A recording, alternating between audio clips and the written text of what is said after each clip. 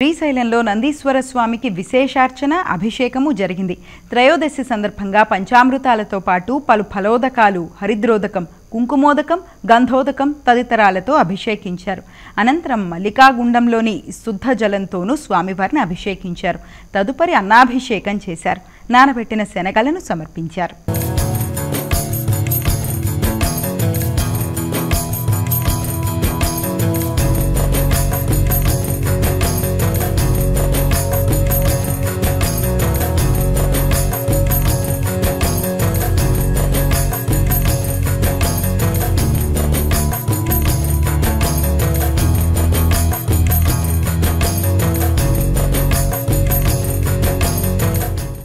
శ్రీశైలంలో పురాతన శివలింగం బయల్పడింది. 14 లేదా 15వ శతాబ్దానికి చెందినదిగా గుర్తించారు.